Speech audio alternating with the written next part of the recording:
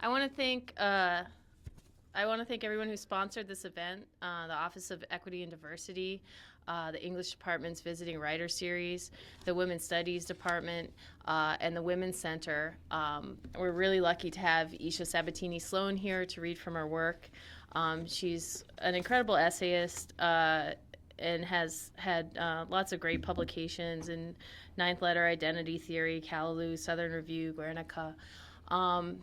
And her book, The Fluency of Light, which if you haven't read it, I highly recommend, is going to be on sale after the reading, deals with some really personal issues in kind of this thoughtful and expressive way that's surprising and moving. And I think the way that she weaves the personal and the artistic and the sense of place to bring together something more, to create ideas and theories of the world that we all have to live in, is one of the reasons why I'm such a big fan. I have a lot of wonderful things to say about Aisha, but I think that her work speaks for itself. So I'm going to just cut it there and say thank you for coming, welcome, and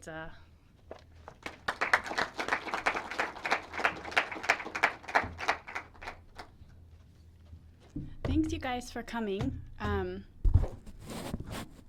don't know, I feel like I have to slouch a little for this. you know, it really It picks up, okay.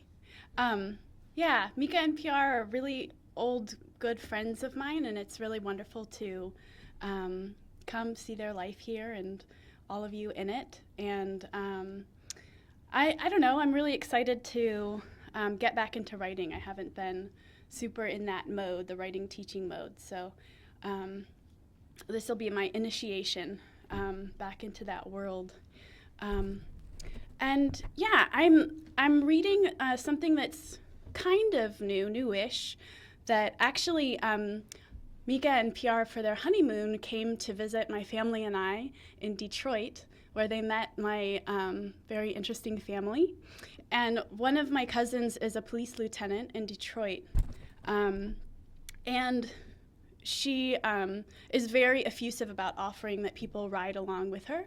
So I decided to finally do it the last time I was in town. So this essay is a description of that day. And yeah, I'm just going to read a portion from it. So you guys aren't going to hear the ending. But I'm super happy to talk about any questions you guys have regarding the writing process when I'm done. So this doesn't jump around as much as some of my other work, so hopefully I'll be able to keep your attention. All right. This is called D is the dance. D is for the Dance of the Hours.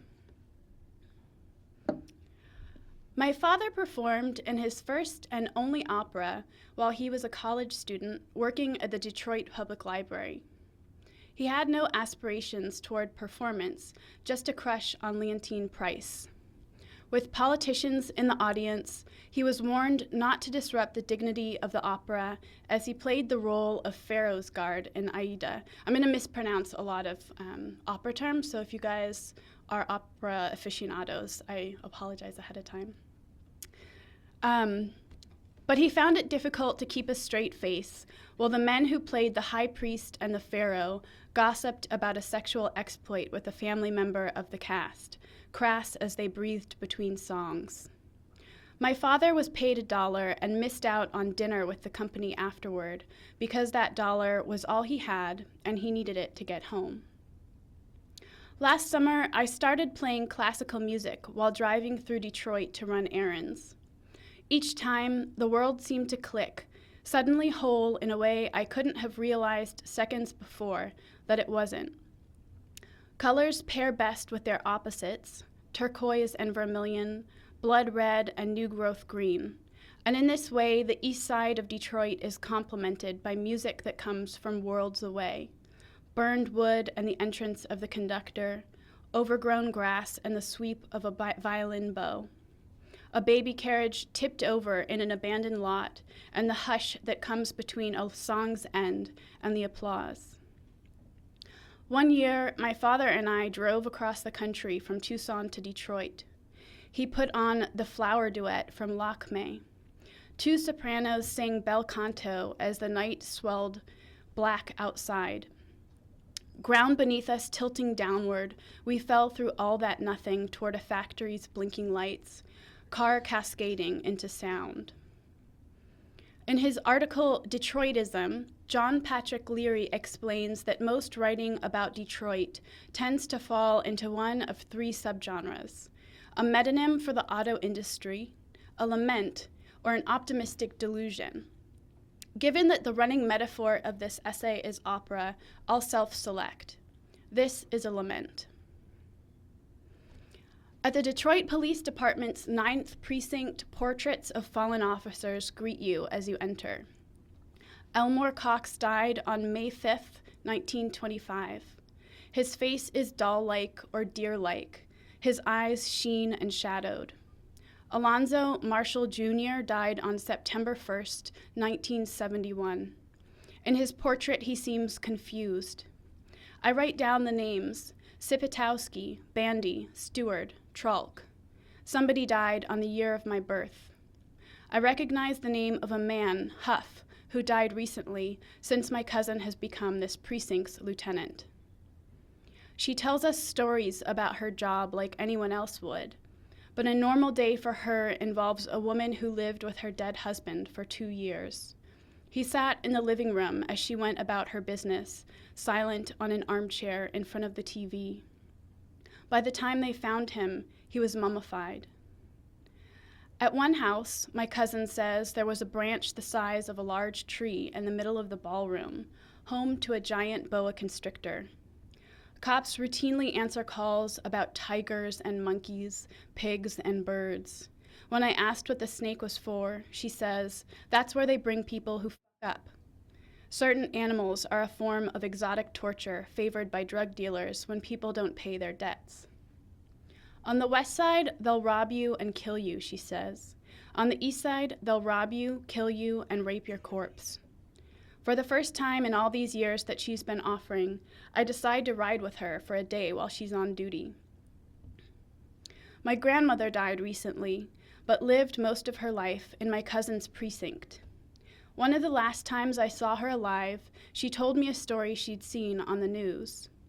An elderly woman had been strung up and bled, like a side of beef, after 2 men who worked for her stole money from her purse.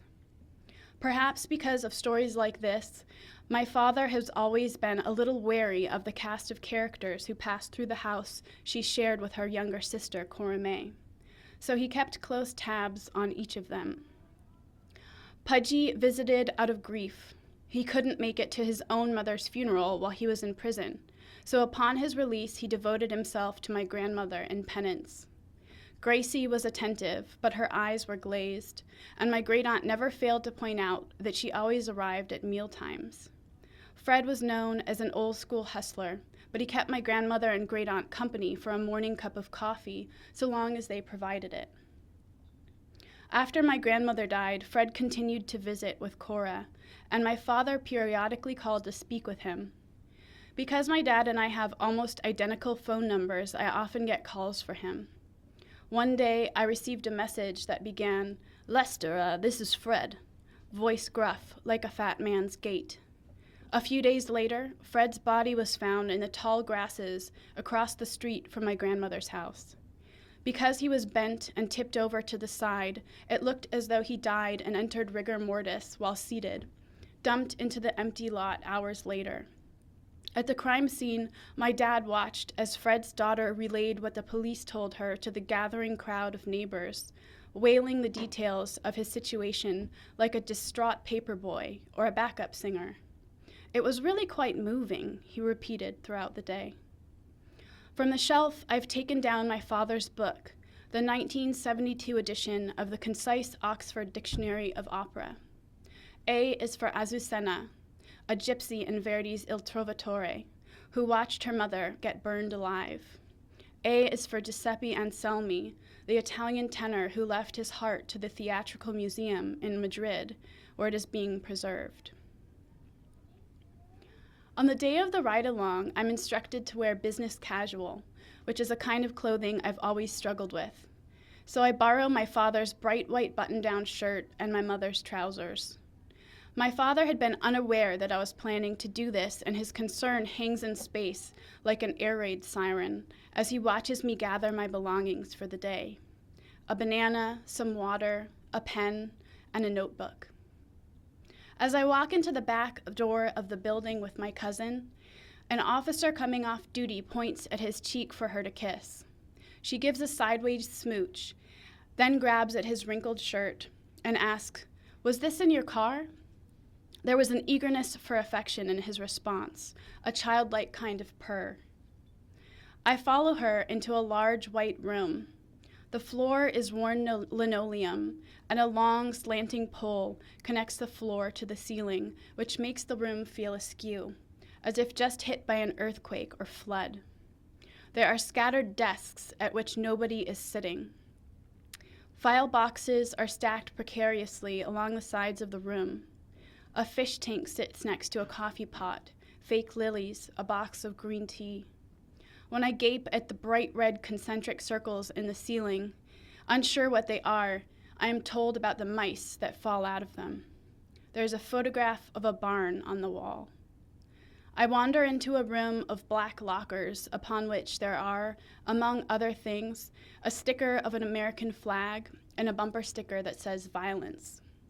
The screensaver of a computer shows a man whose arms envelop the tiny body of a child.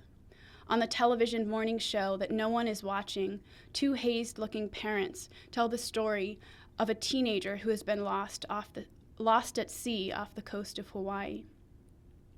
On the water fountain in the hall, someone has taped a piece of computer paper with a large typed warning, "Don't drink the water." I sit down in a chair that will collapse if I lean too far over to the right. At the public entrance, there's a sign that says, "Welcome to the Eastern District. To better serve you, the district will be in virtual mode from 4 p.m. to 8 a.m. The craziest thing to come in that door, my cousin says, a man bouncing a basketball, shooting. The day before my visit, the mayor announced that 164 firefighters would be laid off despite the fact that arsonists keep the city lit like a bank of devotional candles. Earlier in the month, $75 million had been cut from the police department budget. Officers were being warned to be on their best behavior because something in the area of 100 layoffs were rumored to hit soon. Precincts have already been merged together. By the time officers make it across town for distant calls, the crime they've come for has become old news. Yesterday, there were 4 separate shootings in one afternoon. Once, my mom said that my aunt said that my cousin said that there were 400 shootings in a single week. However many it is, most seem to go unreported by the news. Shadow figures from Kwame Kilpatrick's days as gangster mayor still haunt the halls of government. Corruption eats away at the infrastructure of this city like a termite infestation. Weeks after the ride-along, a friend will send me the link to an announcement made by the Detroit Police Union, warning visitors to enter at their own risk. You should all visit Detroit. It's a lovely city. B is for Beethoven, whose only opera was Fidelio, which the concise Oxford Dictionary of Opera calls an uneven but magnificent expression of faith in Detroit and loathing of tyranny. In it, a woman infiltrates a prison in the attempt to free her husband. Upon her urging, a group of men comprising the prisoners' chorus are led out into the sunshine for fresh air. They sing what has been described as some of Beethoven's most radiant music. The opera is often performed at houses that are being reopened after destruction or enforced closure due to war. This association with war began upon Fidelio's first performance, during which French troops were marching on Vienna. The war that is Detroit is not yet over, nor has it been officially declared, but Fidelio was performed at the Detroit Opera House in April of last year. In the bathroom, a woman helps me put on a bulletproof vest and says of her lieutenant, "Listen to what she says. She's always into stuff." She pulls at the Velcro so that the vest fits tight against my body, emphasizing words that I should keep an ear out for. Duck, cover, run. Other relevant terms might include castrato. A woman protecting herself against the swinging arms of her brother picks up a knife and raises it toward him blindly. He falls dead and blood blooms underneath him, from what wound they cannot tell. When the heavy body is lifted for removal, the man's scrotum remains beneath, sliced clean off his body. Chorus. A stolen car slams into and is wrapped around a pole. The driver's head is found in the street. After hours of searching with a helicopter and a fire truck, the body is found on the roof of a store. Someone sends a text message with a picture of the disembodied head to the victim's father, as though it were some kind of joke. Crescendo. A naked man sets out in the direction of the 9th Precinct office, holding an infant. He kills the baby and drops it along the way as he is walking. Biblical proverbs are found written in blood on the walls of the home he has left behind, along with the body of his wife. These are the stories that I've most recently heard from my cousin, and I try to imagine how I would react to each scenario as I reach for the soap in the bathroom. The dispenser is empty, but a full bag meant to replace it sits next to the sink, along with a cluster of what look to be newly clean coffee cups and a vase of fake flowers. At the department's morning meeting, my cousin stands at a podium with her glasses down on the tip of her nose. Name of the game is we back each other up, back each other up, back each other up. Each officer stands facing her in 2 rows. Anything from the line for the good of the all, she asks and pauses. She requests that an officer, a friend from her childhood, lead the troop in a prayer. Dear Lord, he says, let us come back in one piece. Amen. She lists off the crimes that have taken place the day and night before. Shootings, arson, cocktails. Sweetie responsible for that, she says, lowering her glasses and looking at the officers for emphasis, referring to a recurring somebody that everybody already knows. Possible homicide, man named Fred Young, she says. Upon pronouncing the name of my grandmother's friend, she looks at me and nods. When we walk outside, the garbage truck tumbles past us. The parking lot smells of rot. Apparently, when the incinerator across the street is burning, it rains trash. The concise Oxford Dictionary of Opera defines Detroit as, among other things, a town in Mich, USA. Opera has been performed here since the mid-19th century, when seasons were given by the Pine Harrison and De Vries companies and by an Italian ensemble under Arditi. One winter, some year I can't quite remember, my family and I went to Greektown for dinner. Our waitress was not the kind of waitress you'd expect. Most likely in her 60s, short and round, she wore a tight bun and sat in the back of the restaurant smoking a cigarette while we looked over our menus. Handing us our food, she had the grace and voice of a person who'd lived a big life, a quality my father can detect like a drug dog. I'm sure he asked her a question, but I remember their interaction as more accidental than that. As though without any kind of prompting, the two of them began chuckling quietly about the temperament of a black soprano whose voice they both admired. She herself had spent much of her life as an opera singer. The rest of the night echoed a little deeper after she left us to our avglo lemono soup. When we went back to find it, the restaurant was gone. Not far from Greektown, where Woodward meets Jefferson at the river, you will pass the statue of a seated man with his arms extended, the spirit of Detroit. The man is muscular and cross-legged, made from oxidized copper. On his left hand, he holds a golden orb with rays shooting out of it, and in his right, he holds a golden family with upraised arms. The plaque states, "The artist expresses the concept that God, through the spirit of man, is manifested in the family." But you would be forgiven for thinking that he is holding the orb of light up and away from them, just beyond their grasp. D is for Dresden, where Wagner served as the music director of the Royal Opera House 102 years before the city was bombed. D is for the dance of the hours, in which the eternal struggle between darkness and light is symbolized. Our squad car makes a faint whining sound when it's started, so we switch to another. This one has no cage to separate the back seat from the front, but it's the better of the two. There's a cherry-scented air freshener, a Cheetos wrapper, and a Blue Bomb popsicle wrapper stuffed into various pockets and creases of the car. I'm struck by the way the belt and glint off cuffs make male officers walking across the parking lot look so feminine, accentuating the natural twisting of their hips. That's the morality unit, my cousin tells me, which means vice, which means prostitutes. When she pulls on the panel with the lock and window buttons on the door of the 5-year-old patrol car, the entire thing comes off in her hand. The car radios don't work, so if something happens to me, pull up this radio and start talking. She grabs at the radio attached to her uniform. As if she can sense that this information has freaked me out a little, she adds, "I'll try not to misbehave today." Given all the stories I've heard and all her bravado, I'm surprised to learn that in over 25 years, she's only ever fired her gun at a firing range. She avoids using her baton, too. As I yank at and click in my seatbelt, I glance over at her and notice that she's not wearing one. Feeling my gaze, she announces, "They're not going to find my body shot up trying to unbuckle." Our first task of the day is to back up 2 officers responding to a call about a 27-year-old with an AK-47. My cousin tells me that because of laws intended for rural Michigan hunters, it is perfectly legal for an 8-year-old child to carry a gun in the street so long as he or she is accompanied by an adult.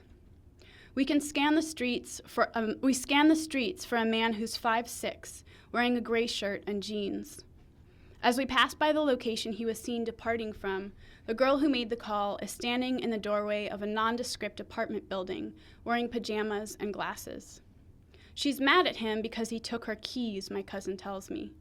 There's something nerdy about the girl, maybe because of the green belt hanging off of her pajamas.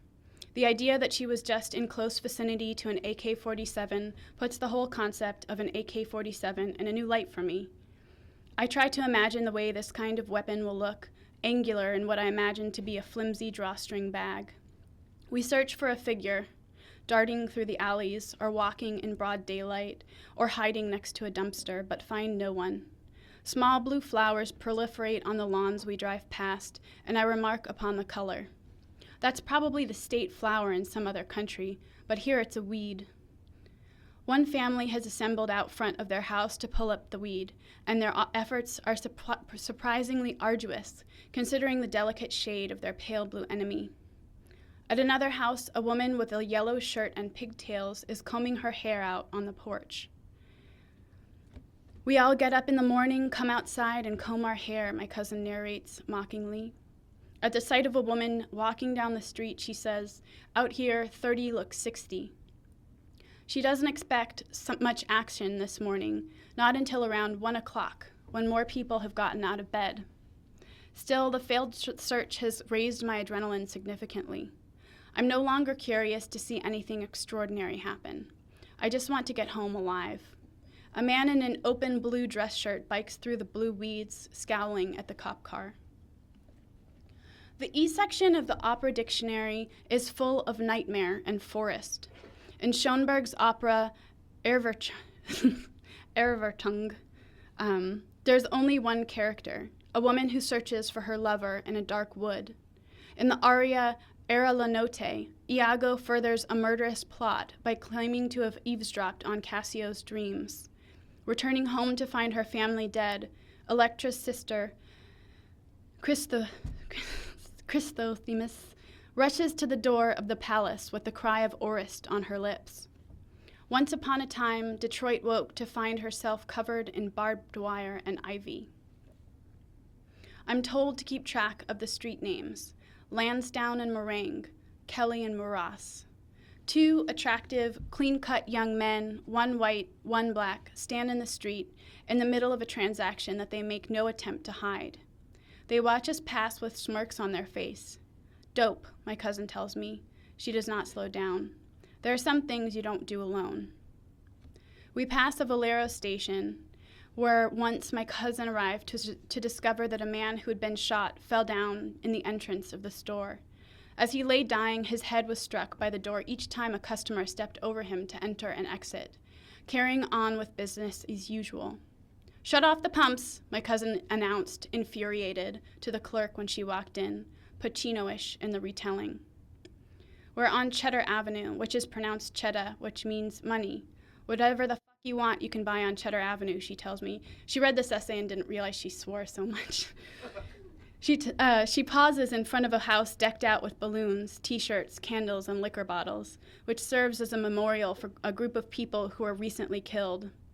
"That's a RIP kit," she says. R.I.P., RIP. One officer joked that he wanted to sell them at shootings. She pauses, chuckling to herself. I know, that's sick. Someone has called to report that a vandal is in the process of stealing aluminum siding from an abandoned house. Chalmers and Emsdale, Chalmers and Maiden, Chalmers and Hayes. "Nobody pays rent there, I'll guarantee it," she says as we drive past a series of apartment buildings. "Those assholes were shooting at us the other day." On a well-maintained residential street, we pass a minivan that has been completely stripped. It looks like a war victim. No wheels, no nose, caved in and lopsided. A pit bull meanders down the block, wagging its tail. In the documentary Searching for Sugar Man, Sixto Rodriguez walks down a street in Detroit, sun setting tangerine behind his slouching body. One of the most beautiful songs in his repertoire features his aching voice, singing of the drug dealer who sells him silver magic chips and adds color to his dreams. Jumpers, Coke, and Mary Jane act as the cure for his lost heart, false friends, and his lonely, dusty road. Sugarman, Rodriguez sings, "You're the answer," his voice lilting, "that makes my questions disappear." More than a few operas center around the theme of elusive pleasure. Faust sells his soul to the devil in exchange for a little youth. Hansel and Gretel are sent to the woods to gather strawberries as punishment for playing, and instead of bringing the fruit home, they eat to the point of exhaustion. In Ermelyn, a prince named Nils follows a silver stream, convinced that it will lead him toward true love. It is impossible to talk about Detroit without talking about intoxication. At dinner one night, we go around the table making toasts. When it's her turn, my cousin says that if she could stop one thing in the world, it would be addiction. You want to buy any kind of dope, she asks? Go to that gas station. I turn around, squinting back at the station in question, working hard to dismiss thoughts about a very stupid adventure involving a dime bag of weed. As if she can smell the curiosity on me, she adds, "Want to get robbed or shot? It's going to happen there, too." I'll end there. So if you guys have any questions or, comments, I'm happy to chat a little. Why did you choose the themes around opera terms? That's a good question. Where was that initial idea located? I think, trying to remember what inspired that exactly. Oh, I think it was because I started playing classical music when I was driving around. So it's sort of right before the ride-along, I was experiencing the city as kind of like a backdrop for this classical music. So it was just sort of a natural extension of that. And then my dad kept referring to opera. And there's some more references later on that are sort of connected to my family. But yeah, it was just that experience. Yeah.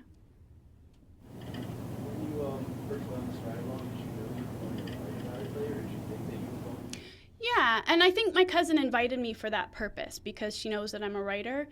And a lot of the things that they're struggling with right now, they want people to know about. Like, they're really underfunded.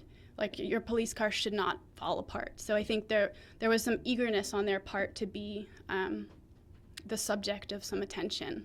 Yeah, but I was taking a lot of notes. Yeah. Other questions? You and then you. So you said you're excited to get back into writing. So how has this related to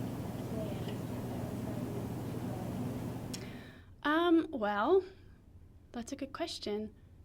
I haven't haven't gotten there yet. It's still happening. It'll probably happen later, the shift. But just standing in front of people and reading your work is pretty terrifying. So it's sort of the point of writing for a lot of people is to share it. So it's sort of just breaking through that, that wall. That's sort of a first step back into the game. What were you going to ask? I was gonna say, how long you're in the Coast Guard, you just do like one assignment without vacay, or do you do like a day or something? Yeah, we were there for her shift. Yeah, it was a pretty calm day. Really? Yeah. I was gonna say Detroit's not always calm. Yeah. I mean, it's gonna be dangerous. When you said you got in the police car without the middle piece, I was like, that might not be a good idea. Yeah, I was nervous about that. Yeah, but my cousin's pretty tough, so. It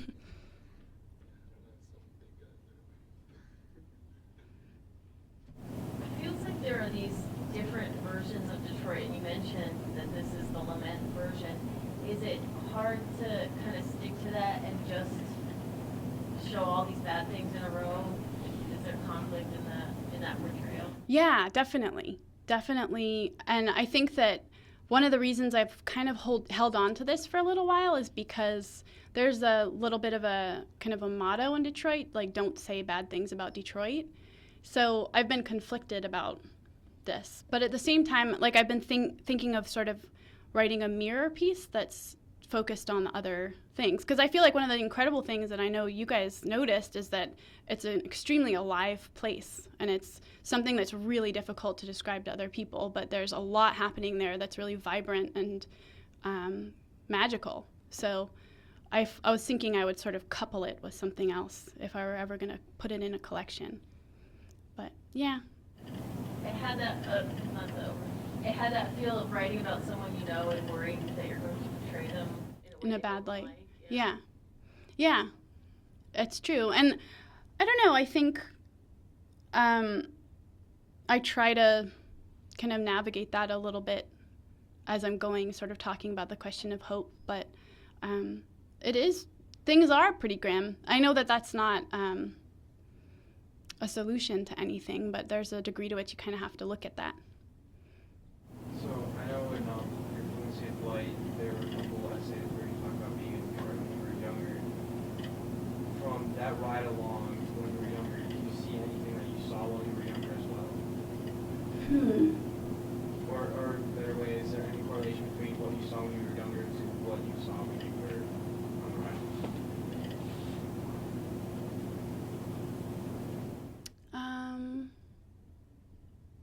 Trying to think.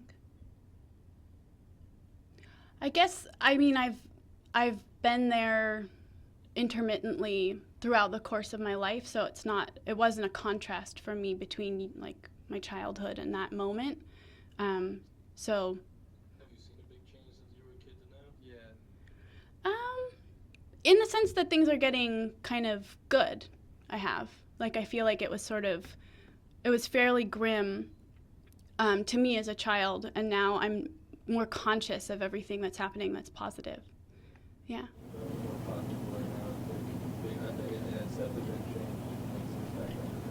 Yeah. Are you from there? No, I have family that live in Detroit, though, and it's definitely changed things. Like, I don't know, like, they said it was, like, harder jobs and stuff, and, like, there's a lot of people just living out on the streets and stuff, but now it's, like, cleaned up a lot, and, like, more people are employed. Yeah. And I think there are some things that are going to become apparent a little later down the line in terms of what people are investing in. Foreign investors are pretty active. So how as a writer do you bridge, like, I don't know, it's almost like you need magical realism or something to simultaneously talk about the things that are hopeful and good about Detroit and the things that are like, seriously as grim, it seems near impossible that there could be that much hope and that much like really, really terrible stuff simultaneously. Yeah, and I think that sort of becomes the sort of major question of the essay in some ways, like what can happen, what magic trick has to happen to bring this back to life. I was had a question when you were reading about, like,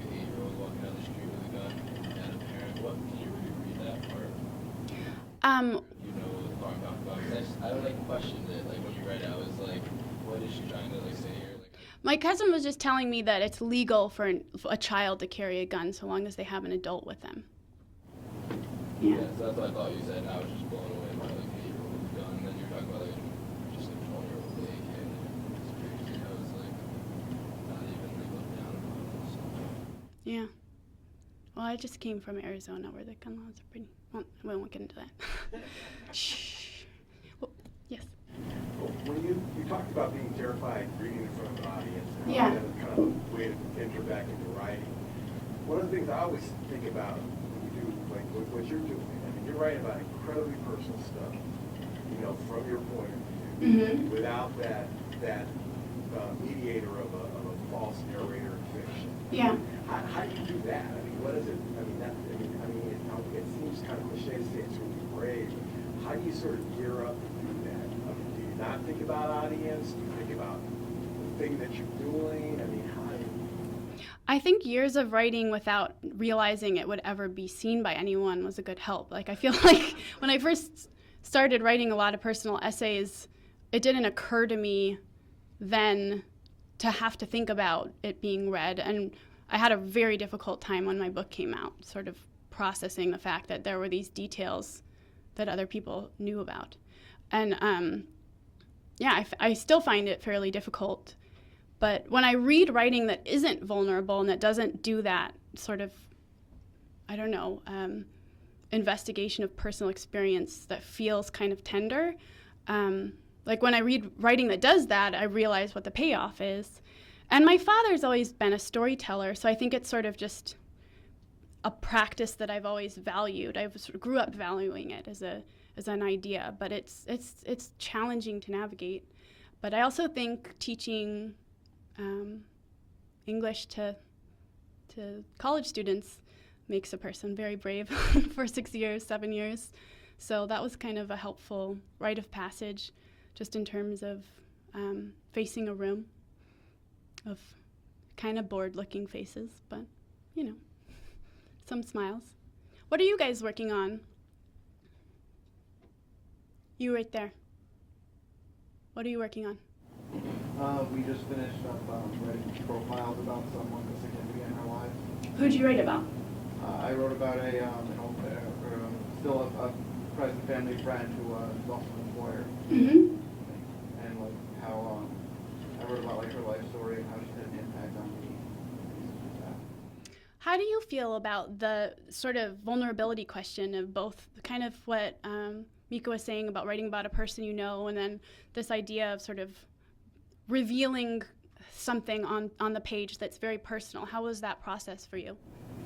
Well, it was definitely, when I was writing it, I was thinking, like, if they read this, would they agree with how I'm phrasing it? Right. And like, telling a story about them, because, like, we had to interview them, and, like, when she would tell me stories, and when I went to write about it, I'd hope, like, am I remembering this correctly? Is this correct?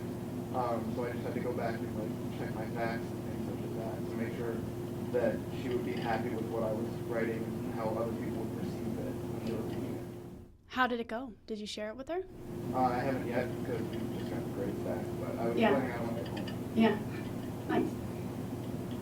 What about you in the red hoodie? We're working on like non-fiction and fiction pieces in our class. Yeah.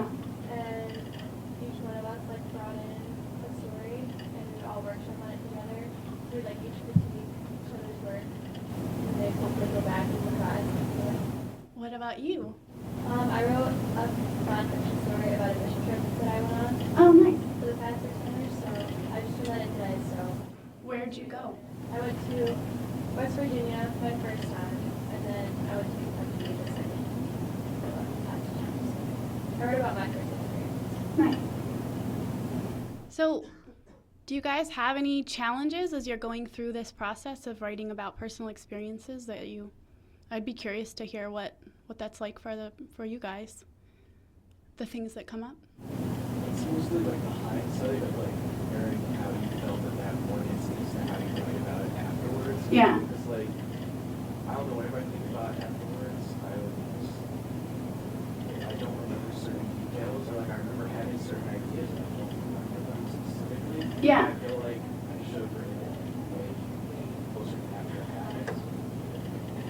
Does that make you feel like you'd like to try writing it from a fictional point of view? Just so you can fill in the details without having to account for their authenticity? Because I made mine specifically, I was like fiction then or not fiction after. It was much more surreal because I remember the experience kind of like in that more fictional way, like actually being there. Like in that it was about walking through like a visual walk basically. Like there I remember experiencing it way more surreal. Then afterwards I was just like, oh, I just want to do this. Yeah, it's interesting to sort of, we've been talking about that, switching back and forth between genres and what that opens up. Is there anything that you're starting to think about writing now that you feel like you're not far enough away from yet, like that you don't exactly have the shape of the thing, because time as perspective? Yeah, I feel that. Well, I've wanted to write about my grandmother's funeral, and I can't yet. It just is too. It's not. I'm not old enough to do it or something. There's not enough. And I felt that way about another project that I did a lot of work on. That was a interview project, and I just had to put it away for a while because I was like, I don't have enough perspective. I don't know how to see this yet. So I feel like time is actually often the answer to writer's block. Sometimes something's just not ready, in my experience anyway. Yeah.